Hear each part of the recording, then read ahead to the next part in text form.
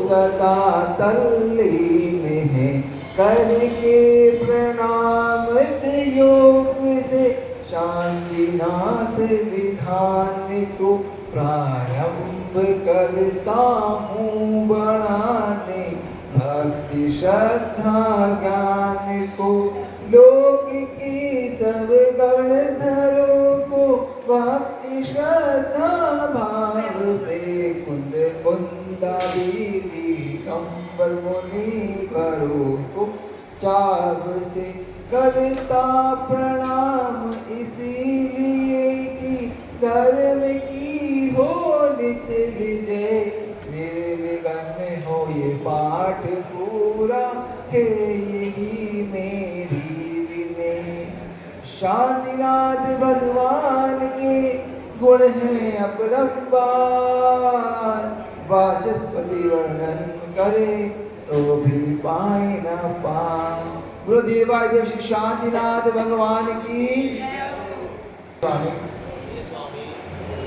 आपकी अमृत वाणी का हमें रसपान मिलेगा। सभी लोग अपने हाथ जोड़ लेंगे, मेरे साथ बोलेंगे, हे स्वामी नमोस्तु नमोस्तु नमोस्तु।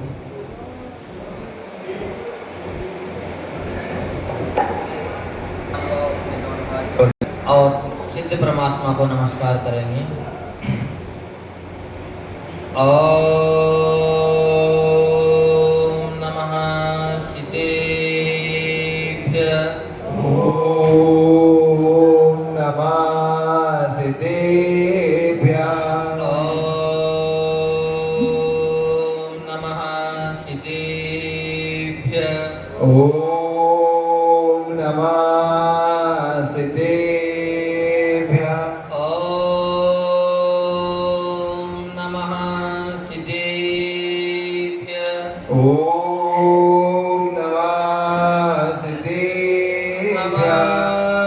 श्री वर्धमानाय निर्दोषकलिलात्मने सालोकानां त्रिलोकानां यद् विद्या दर्पणायते, यद् विद्या दर्पणायते, यस्य स्वयं स्वभावाप्ति प्रभावे कृतस्य कर्मणा तस्मै संज्ञानरूपाय नमोस्तु परमात्मने, नमोस्तु परमात्मने। गुरुवापान्तो नित्यं ज्ञानदर्शनायिका चारित्राणो गंभीरा मोक्षमार्गोपदेशिका। जो देवादेव इस बंदने श्री अजितनाथ भगवान की जय। देवादेव भगवान श्री शांतिनाथ भगवान की जय। वर्तमान शासन नायक भगवान श्री महावीर स्वामी की जय। आचार्य भगवान श्री पूज्यपाद स्वामी की जय। परम पूज्य गुरुनाथ गुरु सूर्य गच्चाचार्य श्री विराग सागर जी महामुनिराज की जय। हम आराध्य गुरुदेव जिनागम पंथ प्रवर्तक भाव लेंगे संत राजयोगी शमणाचार्य गुरुदेव विमर सागर जी महामुनिराज की जय। जिनागम पंथ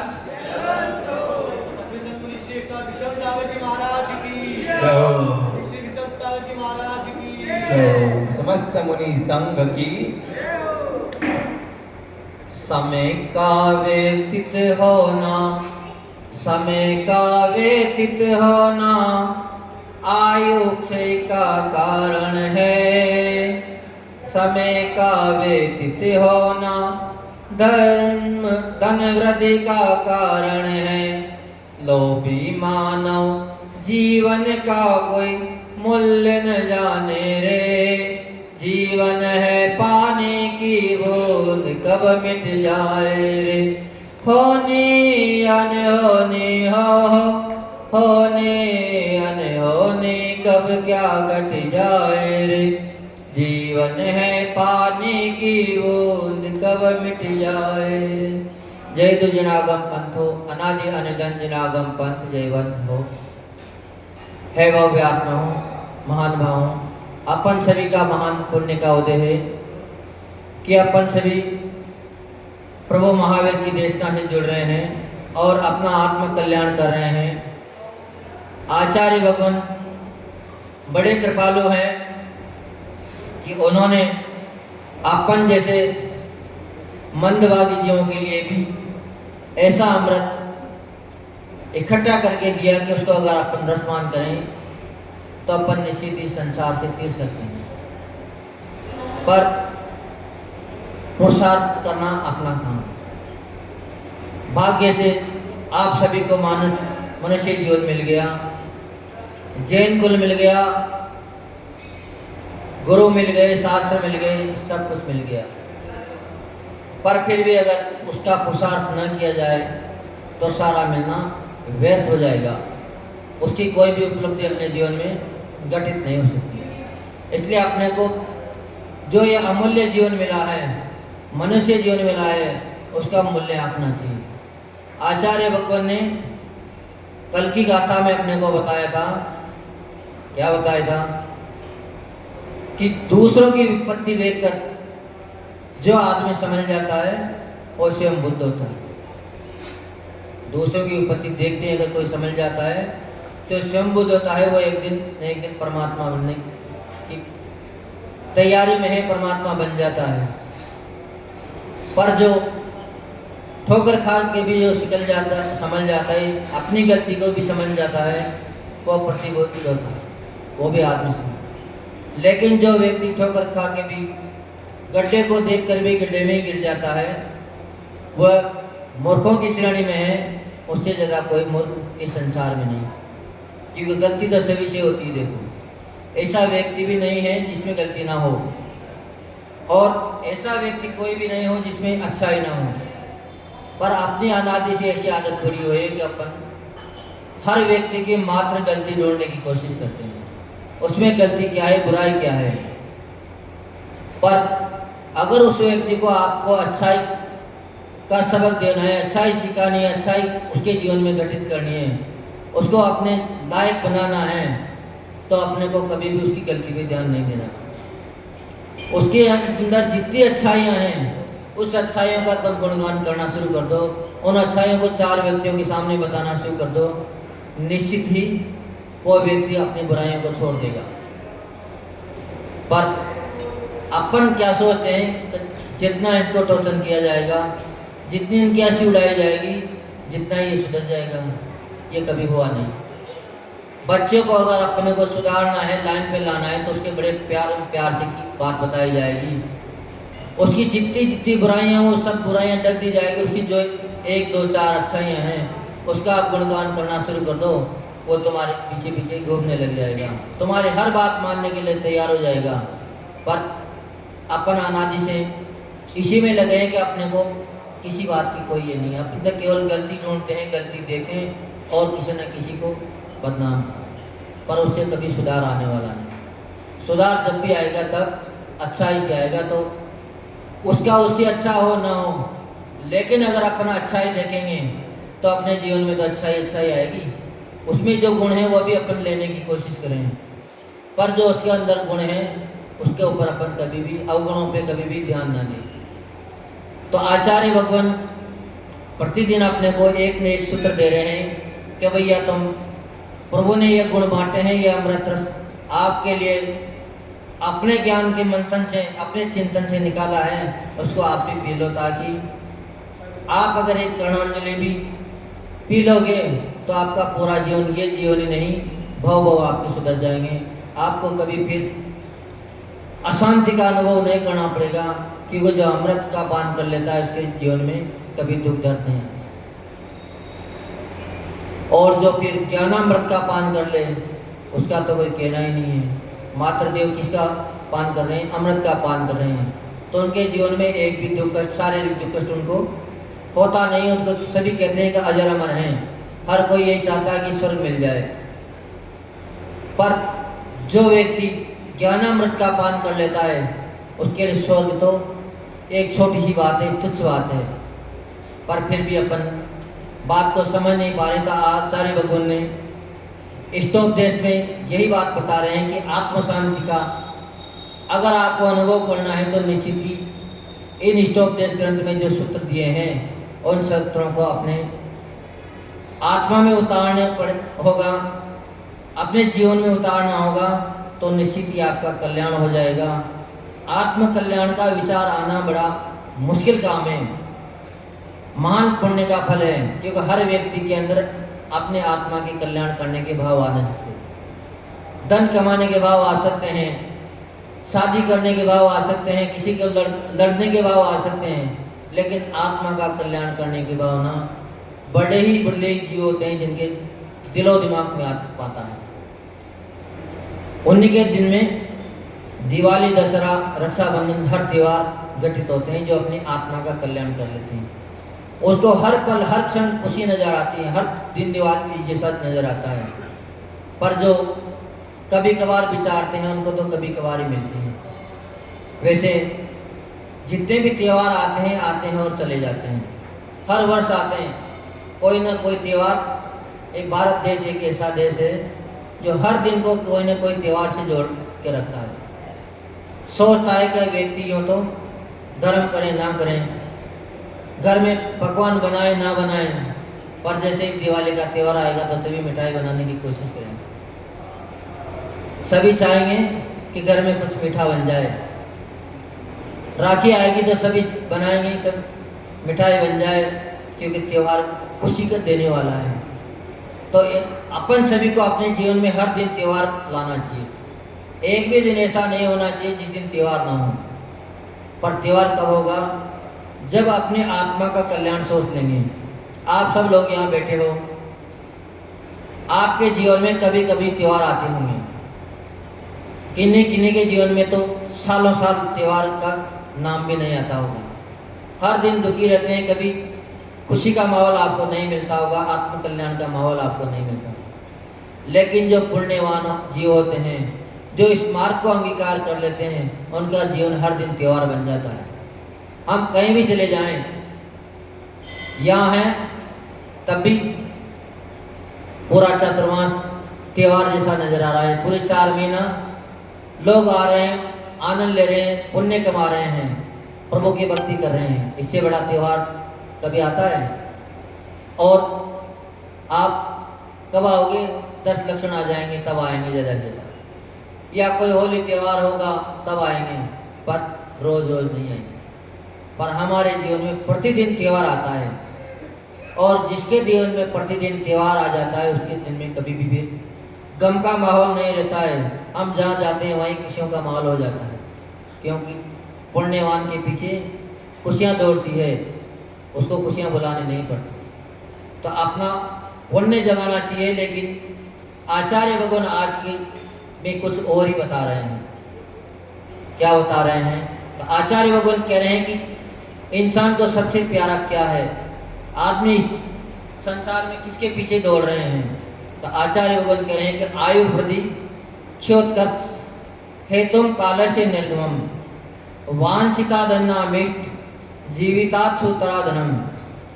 यह मूढ़ प्राणी ऐसा व्यक्ति है जो अपना जो अमूल्य जीवन है, जिसका कोई मूल्य आंका नहीं जा सकता। इतना मूल्यवान है, इतना मूल्यवान है, जिसका अगर तुलना की संसार में किसी भी वस्तु से करी जाए, आप डायमंड से भी करो, चिंतामणि रत्न से भी करो, तो वो भी पीछे रह जाएगा। अपना जीवन इतना मूल्यवान है, पर अपन उसके मूल्य नहीं समझते।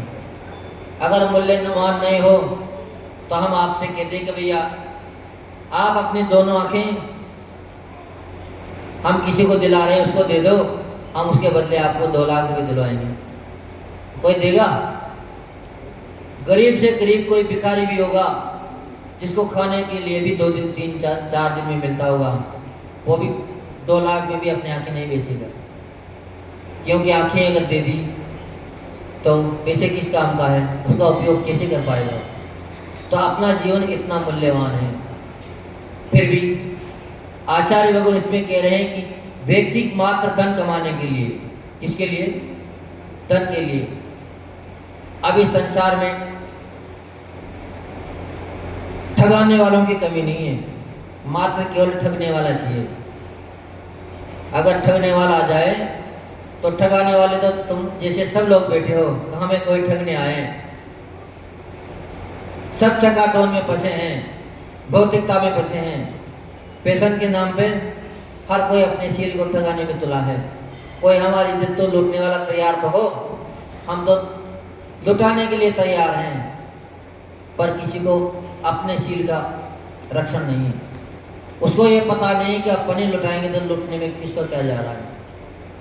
आपने कचरे में के ढेर में अगर वस्तु फेंक दिया, आपकी कीमती वस्तु भी तो लेने वाला क्यों नहीं लेगा, जरूर लेगा, पर अपने को किसी की फिक्र नहीं है। जो जीवन अपने को बड़ी मुश्किल से मिला है, निगोद की यातना सही, नरक की यातना सही, त्रियंत की यातना सही, उसके बाद मनुष्य यौन अपने को मिला है, पर उसमें भी अपन क्या चाह रहे हैं, क्या मात्र धन मिल जाए, धन मिल जाए।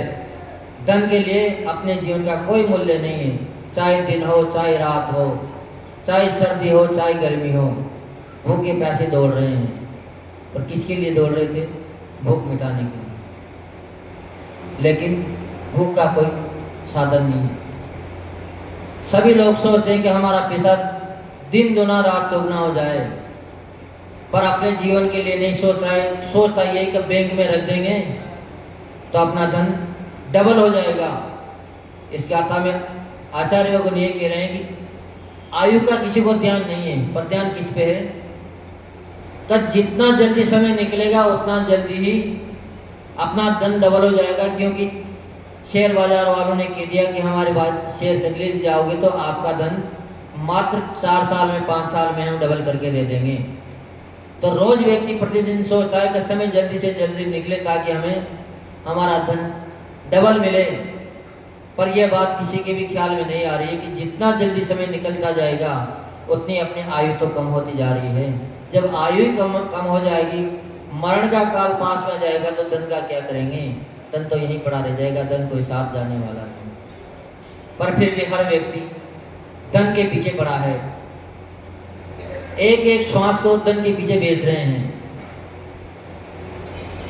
एक श्वास का भी ख्याल नहीं है। तो एक श्वास तो पर तो अपन अपने मनुष्य जीवन को सार्थक कर लें, प्रभु का भजन कर लें, घड़ी दो घड़ी तो प्रभु की आराधना कर लें, ताकि यह भी जीवन अपना सार्थक हो और आने वाला भी जीवन सार्थक। पर धन के अंदर ये हर प्राणी इतने मदमस्त हैं, इतने मदमस्त हैं कि उनको किसी बात की कोई कमी नहीं, किसी बात की कोई फिक्र ही नहीं है। एक सेठ जी थे, नगर सेठ थे, किसी बात की कोई कमी नहीं थी, सब अच्छा चलता था, 20 नौकर उनके यहाँ काम करते थे। पर एक दिन बैठे जो व्यक्ति ठाला बैठ जाता है, इसके पास कोई काम नहीं रहता है, तो फालतू फिजूल की बातें सोचने लग जाता है, अपना दिमाग यहाँ वहाँ लगाने लग जाता है। तो सेठ जी बैठे एक दिन अपने हिसाब लगाने लगे, दुकान का अपने धन दौलत का हिसाब लगाने लगे कि अपने पास कितनी धन दौलत है देख तो लें। तो धीरे धीरे जैसे हिसाब लगाया तो उसको एक पीढ़ी का हिसाब लग गया, जिसमें तो उनकी एक तिजोरी भी खाली नहीं हुई, एक पीढ़ी उनकी पूरी, एक काम भी ना करें, एक पैसा भी ना कमाए, तभी उनकी पीढ़ी को कोई धन कमाने की जरूरत नहीं। हिसाब लगाते 7 पीढ़ी तक का उन्होंने हिसाब लगा लिया, जब तक तो उनके धन की कोई सीमा नहीं रही। उनके अगर परिवार में 7 पीढ़ियाँ जन्म ले लें और वो कुछ भी ना करें, बेटी खाए, तभी उनका धन समाप्त नहीं हो, इतना धन उनके पास हो, फिर भी व्यक्ति को शांति नहीं। उन्होंने फिर भी यही विचार किया कि भैया ये तो 7 पीढ़ी में खत्म हो जाएगा, 8वीं पीढ़ी आएगी तो क्या करेगी, वो अपना निर्वाह कैसे करे, उसके लिए तो है ही नहीं। तो आदमी मात्र सोच विचार में डूबा है, कल्पना में डूबा है, ये नहीं सोचता है कि जो व्यक्ति आता है वो अपना पुण्य लेके आता है, वो तुम्हारे लिए नहीं आता है। अगर तुम करने वाले हो तो तुम जितना रख के जाओ उनके पास हमेशा रहना चाहिए, पर अगर उनका पुण्य नहीं है तो साल भर भी उनके पास रुकेगा नहीं। चक्रवर्ती की जितनी संपदाएं होती है, जितने रत्न होते हैं, 9 निधियाँ होती हैं, जैसे ही चक्रवर्ती घर से जाता है, मरण को प्राप्त होता है या दीक्षा ले लेता है, उसी समय उनकी सारी निधियाँ उस जगह से समाप्त हो जाती है। पर परिवार वालों को एक दिन का भी नहीं मिलता है, क्योंकि उसका पुण्य था, उसके पुण्य से ही चक्र रत्न की प्राप्ति हुई थी, तुम्हारे लिए चक्र रत्न की प्राप्ति नहीं हुई। तो सेठ जी सोच रहे इतने गहन था कि इतने विषाद में डूब गए कि उनको बैठे ही मूर्छा आ गई। बेहोश हो गए कि अब क्या होगा, हमारा तो धन माते कितने ही समय चलेगा। जब नौकर चाकरों ने देखा तो बड़े हड़बड़ा गए। सेठानी को फोन किया कि सेठ जी बेहोश हो गए, जल्दी आ जाइए। सेठ ने भी पहुंची, सबने बड़ा शीतलोपचार किया तो सेठ जी को धीरे धीरे होश आया, क्योंकि मरण तो हुआ नहीं था, मात्र वह बेहोश हुए थे। जैसे ही सारी बात देखी सुनी, पूछा कि क्या बात हो गई, आप इतनी चिंता में कैसे पड़ गए? तो उनका चिंता का कोई विशेष कारण तो नहीं था, पर जब मैंने हिसाब लगाया तो सोच रहा था कि धन तो खूब है, लेकिन ये तो 7 पीढ़ी में खत्म हो जाएगा, 8वीं पीढ़ी क्या करेगी?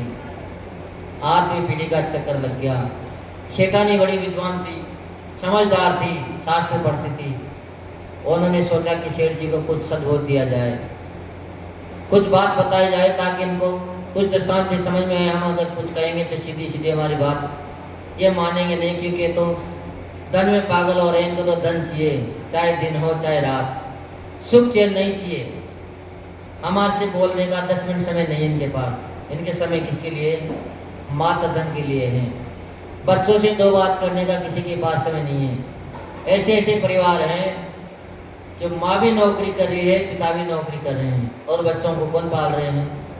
नौकर पाल रहे हैं। फिर वृद्धावस्था में जाके आज करेगा बच्चे हमारी सेवा करें, सेवा करेंगे वो भी नौकर लगा देंगे तुम्हारे नाने कि हमारे लिए तुमने नौकर लगा दिए थे, और आज भी धन के पीछे पड़ा। तो सेठानी ने उनसे कहा कोई बात नहीं, आपको 8 पीढ़ी का धन चाहिए, ये तो बहुत सरल बात है, आप इतनी चिंता में क्यों करें? आपको अगर हम कहें जो काम आप करोगे तो 8 पीढ़ी तो दूसरी बात है, पीढ़ियां दर पीढ़ियां निकल जाएगी, सैकड़ों पीढ़ियां निकल जाएगी, फिर भी आपका धन कभी समाप्त नहीं होगा। आप तो मात्र हमारी एक बात मान लीजिए। अब जब लोभ की बात किसी को बता दी जाए तो बड़ी जल्दी समझ में आ जाती है। हम अगर किसी से कहते कभी या कोई बात नहीं, तुम तो अभिषेक करने आ जाओ, तुम्हें प्रतिदिन इतना धन मिल जाएगा जो तुम्हारे पूरा खर्च चल जाएगा, तो वह भगवान का अभिषेक करने नहीं आएगा, लेकिन उस लोभ के अंदर, उस लालच के अंदर तुरंत ही आ जाएगा। पर जैसे उसका लालच खत्म होगा तो उसके भगवान के प्रति जो श्रद्धा थी नहीं, वो उसी क्षण वापिस छोड़ देगा। पर अपना जीवन ऐसा ही है, अपन हर व्यक्ति लालच में है। तो सेठ जी सेठानी ने कही कि कोई बात नहीं। अपने पड़ोस में एक पंडित जी हैं, वो खुद कुछ काम करते नहीं है, कुछ कमाते नहीं हैं। उनका इतना उन्होंने नियम ले रखे हैं कि वो सुबह खाते तो शाम की भी व्यवस्था नहीं रखते हैं। तो अपन सभी का कर्तव्य है, अपना धर्म है कि अपन कम से कम उनकी भी सार संभाल लें। तो आप एक काम करो, रोज प्रतिदिन हम एक थाली सजा दिया करेंगे, उस थाली को वहाँ ले जाना, क्योंकि शेर जी ने यही सोच रखा था कि इसको तो बिन कमाया आता है, इसके पास तो ढेर लगे होंगे, ये तो जो देने जाता होगा उसको सबको रखता होगा। क्योंकि शेर जी तो फटे पुराने कुर्ते में टाइम पास करते थे, और पंडित रोज नए नए प्रेस हुए कपड़े पहन के जाता था, सेंट लगा के बाहर निकलता था। शेर जी फटी धोती में वो भी सिल के काम चलाते थे। उन्होंने कभी नई धोती खरीदने की कोशिश नहीं की। अगर रिश्तेदार में कहीं मिल गई तो उसको यहाँ वहाँ जाने में पहन लेते थे, लेकिन घर से कोई 100 रुपये खर्च करके धोती नहीं खरीदते थे। पर सेठानी को परिवार का पता था कि वो परिवार कितना धार्मिक है, वो कितना, उसकी कितनी ऊंची सोच है। उनकी सोच थी कि जितना परिग्रह ज़्यादा जोड़ेंगे उतना ही हमारे दुर्गति में कारण बनेगा। हम उस परिग्रह को एक शेर में हमारा समय लग जाएगा, हम प्रभु की भक्ति नहीं कर पाएंगे, और परिग्रह हमारे पास नहीं होगा तो पूरा समय हमारा प्रभु की भक्ति में जाएगा। जब सेठानी ने भेज दिया, शेठ जी को बड़ी उत्सुकता हुई कि इससे सस्ता कार्यक्रम कहाँ मिलेगा जिससे हमारी पीढ़ियों दर पीढ़ियों की व्यवस्था हो जाए। शेठ जी जैसे ही वहाँ पहुँचे, थाली में आटा था, दाल थी, नमक था, आधी कटोरी में थोड़ा सा घी था और तेल था, और ज़्यादा कोई विशेष सामान नहीं। क्योंकि पंडित जी को मात्र इन्हीं की जरूरत थी, सब लेके जाते थे, सबका करते। जैसे उन्हें आवाज़ लगाई तो पंडित जी तो पूजन ध्यान में मस्त थे, अपनी सेवा पूजा में लगे थे, भगवान की आराधना कर रहे थे। पर सेठानी जी ने आवाज़ सुनी तो दरवाज़ा खोला अपने बच्चे को भेजा हुई कौन आए नहीं देखे देख तो ले। नीचे आवाज दे रहे तो सामने शेठ जी खड़े थे। तो बेटा तुम्हारी मम्मी कहाँ है,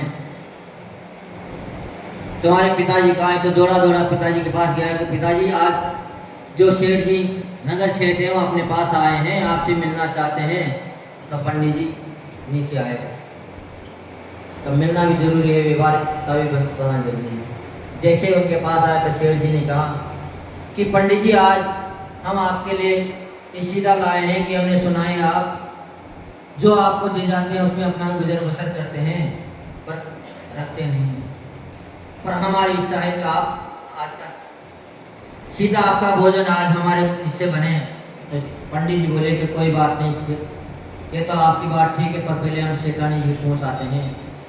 पंडिताई से पूछ आते हैं कि पंडितानी के पास आज की व्यवस्था है कि नहीं है। तो जैसे ऊपर गए तो व्यवस्था थी। तो आते ही शेठ जी से मना कर दी कि शेठ जी हम आज आपकी थाली को ले नहीं सकते। शेठ जी बोले क्यों नहीं ले सकते भैया? कि शेठ जी आज का हमारा इंतजाम है, आप आए उसके पहले ही कोई व्यक्ति आके आके हिसाब हमारे पास रखे, आपका आज का खाना दाना हमारे पास रखे। तो शेठ जी बोले कोई बात नहीं भैया, कल काम आ जाएगा, रख लेना। तो पंडित बोले कि भैया कल किसने देखा, आप कल की बात कर रहे हो, एक श्वास का भरोसा नहीं है, एक मिनट का भरोसा नहीं, कल हम जिएंगे नहीं जिएंगे, कल के लिए क्यों परिग्रह जोड़ें? क्योंकि शास्त्र में आइए जितना ज़्यादा अपने ग्रह जोड़ेंगे वो निश्चित ही नरक में चला जाएगा। क्योंकि धन में आसक्त रहने वाला निश्चित ही दुर्गति को प्राप्त हो जाता है, उसकी कभी भी सुगति होती नहीं है। तो पंडित जी ने कितना भी मनाया पर पंडित जी को मनाया, पर उन्होंने उनका सीधा नहीं कर। तभी शेठ जी को बात समझ में आ गई, हम कितने मूर्ख हैं। ये पंडित तो कल का भी इंतजाम नहीं कर रहा है, हमारे पास तो 7 पीढ़ी का इंतजाम है। जब पंडित शेठ जी वापस थाली को लेकर घर पे आ गए तो शेठानी ने कहा क्या हुआ, आप इसको दे के नहीं आए, आप क्यों वापस ले आए इस थाली को? कि आपको तो 8वीं पीढ़ी का इंतजाम करना है। 8वीं पीढ़ी का इंतजाम तो तभी होगा जब इस थाली का सीधा वो पंडित जी लेंगे। तो शेठ जी को सारी बात समझ में आ गई। शेठ जी ने कहा कि महाभाग हम तो महान मूर्ख बन रहे थे, हमें हमारे पास 7 पीढ़ी की गुजर बसर का धन है, पर फिर भी हमें 8वीं पीढ़ी की चिंता में लगे हैं। पर पंडित जी तो कल की भी चिंता नहीं करते हैं। उन्होंने मना कर दिया कि कल अगर हमारा पुण्य होगा तो कोई व्यक्ति कल भी सीधा लेके आएगा और हमारा गुजर बसर हो जाएगा, और अगर हम पहले ही चल बसे तो उसको कौन खाएगा? तो हम कल की चिंता क्यों करें? तो शैतान ने यही कही, तो फिर तुम क्यों चिंता करोगे? परिवार में जो व्यक्ति आता है, जो जीव आता है, वो अपना पुण्य साथ लेके आता है, अपना पाप साथ लेके आता है। धन दौलत कभी साथ जाती नहीं है, लेकिन अपना पुण्य पाप तो हमेशा साथ जाता है। पर जो धन को छोड़ देते हैं उनका निश्चित ही कल्याण हो जाता है। हमारे परंपरा के आचार्य भगवान आदि सागर जी महाराज हैं, नाम ने सभी ने सुना होगा, पर आपने इसी उत्तर भारत में आए नहीं, पर वाकई में बहुत तपस्वी थे। शायद ही इस उनके जैसा कोई तपस्वी हुआ होगा। उनका नियम था प्रतिदिन का, एक दिन का नहीं, आजीवन नियम था उनका। कम मात्र 8 दिन में 7 दिन में एक दिन आहार लेते थे। 7 दिन से पहले आहार लेने नहीं आता, और आहार में भी मात्र एक वस्तु लेते थे। अगर किसी ने दूध चला दिया तो फिर मात्र दूध ही लेंगे, दूसरा आइटम नहीं लेंगे। किसी ने रोटी चला दी तो मात्र रोटी लेंगे, उसके साथ सब्जी भी नहीं लेंगे, और बाकी तो फिर पानी की छूट रखते थे, क्योंकि पानी के बिना शुद्धि हो नहीं सकती, खुला करना तो जरूरी था। तो ऐसे महान तपस्वी थे, वो हमेशा जंगल में ही रहा। जब साधना करी तो इतना त्याग कर दिया। जब घर में थे तो मात्र वह क्या करते थे, नाश्ता करते थे सुबह, उसमें ही 2 किलो मूंगफली के दाने तो नाश्ते में चल हो जाते थे उनको, 2 किलो गुड़ तो नाश्ते में खा जाते थे। इतना तेज भोजन था उनका, थोड़ा बहुत भोजन नहीं था। पर जब साधना के मार्ग पे आए तो 7 दिन में एक दिन भोजन करने आते थे। महान तपस्वी थे। उनकी वंदना करने के लिए कई सेठ लोग गए थे, तो जो अपन जैसे हैं थे और सब जो भी होते हैं, एक काम में दो काम निकालने की कोशिश करते हैं। तो गए तो विचार तो बना के गए थे कि महाराज जी के दर्शन करने जाएंगे, लेकिन रास्ते में ही कुछ ऐसा प्रोग्राम बना, ऐसा दृष्टांत उनको मिल गया, ऐसी सुविधा मिल गई कि उनको व्यापारी मिल गए, उसमें व्यापार में बहुत लाभ होना था। पैसे तो सब लेके गए थे, सबने व्यापार में लग गए, महाराज को भूल गए, धन तो कमा लिया। पर जब धन कमाने के बाद लक्ष्य याद हमेशा आ जाता है कि जो लक्ष्य बना के आगे बढ़ते हैं वो कभी रुकते नहीं हैं। उन्होंने धन कमाया, आगे बढ़े, पर जैसे ही आगे बढ़े जंगल में, कि वो महाराज तो जंगल में थे, जंगल में गए तो उनके पीछे चोर पड़ गए, क्योंकि माल के पीछे हर कोई पड़ता है। तो जब उन्होंने सोचा, जब आगे बढ़े तो माल की सुरक्षा की जाए, अगर माल की सुरक्षा करेंगे तो अपना जीवन खोना पड़ेगा, क्योंकि डकैत सामने हैं, मार देंगे। तो जैसे ही आगे गए तो सब जंगल में तो पहुंच ही गए थे, गुफाओं में पहुंच गए। सबने से एक व्यक्ति चतुरता के लिए इसमें सब कारण, इस धन का अगर अपन इस धन को छोड़ देंगे तो कोई भी अपने पीछे नहीं पड़ेगा। सब सेठों ने क्या किया, एक गुफा में तो अपना धन डाल दिया, उसके ऊपर घास फूस डाल दी ताकि किसी को दिखे नहीं, और सब लोग अपने कपड़े उतार के नग्न हो गए, सब एक एक गुफा में बैठ गए। जैसे ही पीछे से डाकू आए तो देखते हुए देखते हर गुफा में पहुंचे, सबको महाराज नजर आए, किनको लूटे, कहाँ गए सब सेठ, अभी तो निकल के हमने देखे थे, पर सब धन के पीछे थे। जीवन का अगर मूल्य समझना है तो दिगंबर संतों से समझे। धीरे धीरे धीरे वो देखते देखते देखते लास्ट में पहुंच गए कहाँ पे, जहाँ आदि सागरी महाराज साधना करते हैं। जैसे ही वहाँ पहुंचे तो उन्होंने देखा कि उनके सामने एक सिंह घुटने टेक के बैठा है और उनकी वाणी को सुन रहा है, उपदेश सुन रहा है। उसको देखते ही सबने बंदूकें तान ली, कैसियत कहीं हमला नहीं करते हैं। जैसे ही उन्होंने नजर उठाई तो देखा कि सामने 10वीं दुल खड़ा है, डाकू खड़े हैं, बंदूकें तान रहे हैं। उसने कहा कि भैया तुम क्यों इसकी जान ले रहे तुले हो, इसके पास तो धन दौलत भी नहीं है, इसके पास तो धन दौलत भी नहीं है, ये हिंसक जीव है, ये तुम्हारा आयत कर सकता है, लेकिन हमारे पास तो प्रतिदिन आता है, रोज धर्म सर्व करके जाता है। उन्होंने कहा शेर से कि भैया तुम अभी यहाँ से चले जाओ, ये तुमसे डर रहे हैं। इतना कहना हुआ है सब, वो शेर वहाँ से उठ के चला गया, जंगल में पहुंच गया। ये देखते सब डाकू इतने प्रभावित हुए उनसे, कल जब हमसे हर लोग भयभीत हैं, पर इनसे तो जंगल का शेर भी मित्रता कर रहा है, इनके पास कितनी शांति है, क्यों ना अपन भी यही मार्ग अपना लें। तो सभी डाकुओं ने महाराज जी के सामने समर्पण कर दिया, सब साधु बन गए। जब सेठों ने सुना कि महाराज जी के पास तो जितने डाकुओं में लूटने आए थे सब साधु बन गए, तो उनके विभाव बदल गए कि अगर अपनी जान बचाने वाला था तो ये धन नहीं था, साधु महाराज के दर्शन अपने करने आए इसलिए अपनी जान बची। तो सबने भी अपना धन त्याग दिया, सबके वहीं साधु बन गए। तो जब भी कल्याण होना है तो इस धन का पीछा छोड़ेंगे तभी कल्याण होगा, और जब तक अपन इस धन के पीछे पड़े रहेंगे तब तक अपना कल्याण हो नहीं सकता। तो जीवन का मूल्य समझें, जो अपने लिए अमूल्य जीवन मिला है उसको अपन निश्चित ही धर्म ध्यान में लगाएं, धन दौलत के पीछे ना पड़े रहें। उठते ही पहले यही विचार करें कि पहले प्रभु का अभिषेक करें, पूजन पाठ करें, निदान रचाएं, इसके बाद अपन अपना काम करेंगे तो आपका वो काम भी सफल होगा और आगे की भी आपकी व्यवस्था बन जाएगी। फिर कभी भी आपको ये नहीं सोचनी पड़ेगी कि साथ पीढ़ी क्या करेगी, क्योंकि पुण्य आपके पास होगा। और आप अगर बच्चों को संस्कार दोगे, क्योंकि जो आप करोगे वही बच्चे करेंगे, तो संस्कार देना जरूरी है, उनका पुण्य बढ़ाना जरूरी है, और उनको धन दौलत देना जरूरी है।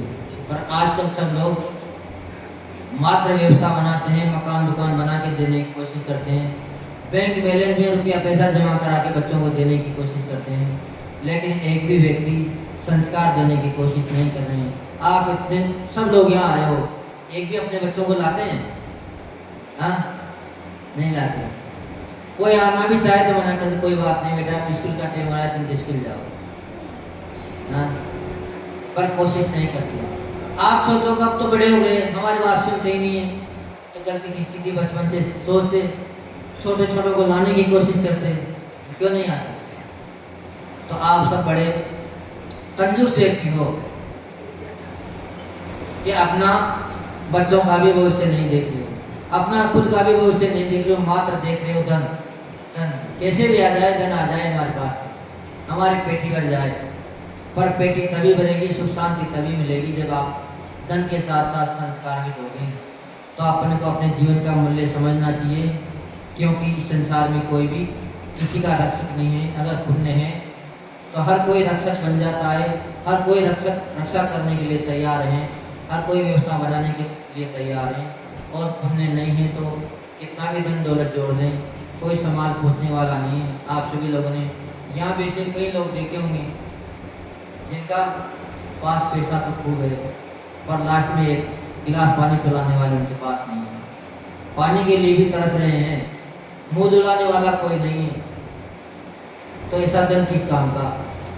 अगर उस धन का वो सदुपयोग करते तो आज उनको ये अंत समय में देखना नहीं पड़ता। पड़ोसी भी दौड़ के आते कि दादाजी को पानी पिलाया है। ये जरूरी नहीं कि घर में संतान हो वही पानी पिलाएगी, वही सुरक्षा करेगी, पड़ोसी भी दौड़ के आएंगे। पर आपने कभी पड़ोसियों की सहायता ही नहीं की, आप तो मात्र धन के पीछे पड़े रहे। तो धन कभी भी अपने को सुरक्षित दे नहीं सकता। आचार्य भगवान इसमें यही कह रहे हैं कि धन की कभी भी चाह ना करें, अपने जीवन की चाह करें। तो जितना अपन धन की चाह में दौड़ेंगे, अपनी अपनी आयु कम होती जा रही है। ब्याज आएगा, कब आएगा? जब समय निकलेगा, जब समय निकलेगा तो अपनी आयु खत्म हो जाएगी, फिर धन किसी भी काम में नहीं आएगा। तो फिर इसकी सार्थकता समझें, आचार्य भगवंतों के दृष्टांतों को अपने समझे, अपने जीवन को सफल करें। जो परम पूज्य भावलिंग संत राष्ट्र शमनाचार्य गुरुदेव विमर्श सागर जी महामुनि राज की जय। सरल से सरल तपो सरल सुभावी तपोनिधि श्रम से विपुल सागर जी गुरुदेव की, मुनि से स्वर्ग सागर जी गुरुदेव की, समस्त मुनि संघ की समय हो चुका है। आप लोग एक बात विशेष थी, कहने का भाव आ भी रहा है। मुनि सिंह आचार्य महावीर आचार्य महाराज जी का बताया, तो जब गृहस्थ अवस्था में किनारा जाता है, हाँ, वो उसको एक मुक्के में फोड़ देते थे, इतना तो उनका बल था। बल में प्रकांड बलवान थे वो। और जब तपोनिधि हुए तो अंत समय में उनको मोतियाबिंद हो गया था, आंखों में मोतियाबिंद। पर समाधि के समय उन्होंने अपना इलाज नहीं कराया कि ये मुनि धर्म सार्थक करना है। ऐसे थे हमारे आचार्य आदि सागर। और एक विशेष सूचना और है कि आदि सागर महाराज के बारे में लोग कहते थे कि आचार्य शांति सागर महाराज प्रथम आचार्य थे, परंतु ऐसा नहीं है। आचार्य आदि सागर महाराज प्रथम आचार्य थे, क्योंकि बस आचार्य आदि सागर महाराज ने भ्रमण नहीं करा, उत्तर भारत तरफ आए नहीं, मध्य भारत तरफ आए नहीं, दक्षिण भारत में ही रहे, तो इस वजह से उनका नाम नहीं लिया जाता। आचार्य शांति सागर महाराज ने धर्म की अचित प्रभावना की थी, इसलिए उनको प्रथम आचार्य शांति सागर महाराज कहा जाता है। इसलिए जिनवाणी स्तुति के बारे में मौज आ जाएंगे। जिनवाणी माता की जय।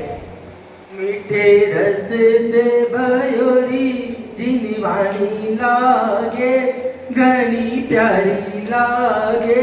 मैंने आत्मा की बात बड़ी प्यारी लागे, मैंने आत्मा की बात घनी प्यारी लागे।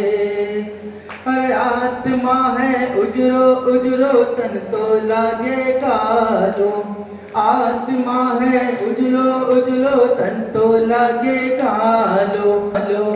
शुद्धात्म की बात में तुम मने को रमालो। मैंने चेतना की बात बड़ी प्यारी लागे, घनी प्यारी लागे। मैंने आत्मा की बात बड़ी प्यारी लागे। मैंने गंगा जी नो पानी बड़ा प्यारो लागे। मीठे रस से भयोरी जिनवाणी लागे, घनी प्यारी लागे। आत्मा की बात बड़ी प्यारी लागे। नौवाना मौका मन पड़ेगा तो